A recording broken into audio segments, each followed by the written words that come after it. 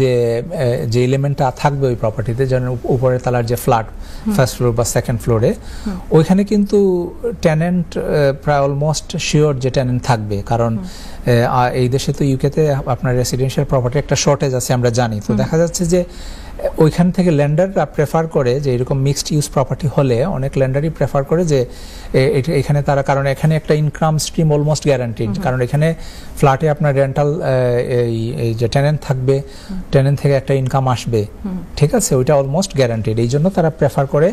এবং তারপরে তারা যে আপনার যে রিটেল বা কমার্শিয়াল যে ইউনিট ডাউনস্টেয়ার, ওইখান থেকে তারা যে আরো রেন্টাল হিসেবে, তখন ওইটা ইজি হয় মর্গেজ পেতে আমার অভিজ্ঞতায়।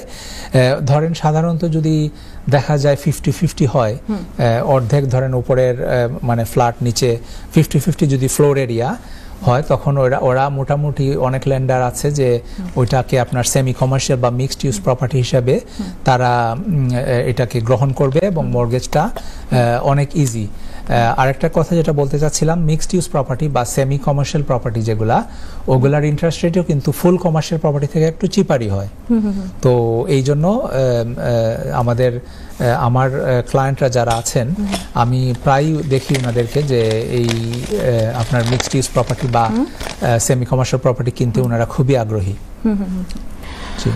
চমৎকার করে আপনি বললেন। তো আরেকটি প্রশ্ন এটার সাথেই কিন্তু আসলে রিলেটেড, সেটা হচ্ছে কমার্শিয়াল মর্গেজ নিতে গিয়ে সাধারণ কি কোন চ্যালেঞ্জগুলো আসে?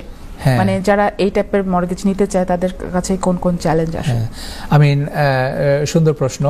কমার্শিয়াল প্রপার্টি কেনা বা কমার্শিয়াল মর্গেজ অবটেইন করা পুরো ব্যাপারটাই কিন্তু ভেরি চ্যালেঞ্জিং। ঠিক আছে, চ্যালেঞ্জিং ইন টার্মস অফ আপনার ধরেন রেসিডেন্সিয়াল বাই টু লেট অথবা রেসিডেন্সিয়াল প্রপার্টি কিনা, যেরকম মর্গেজ একটা বললাম না যে নিয়ম নীতিমালা আছে,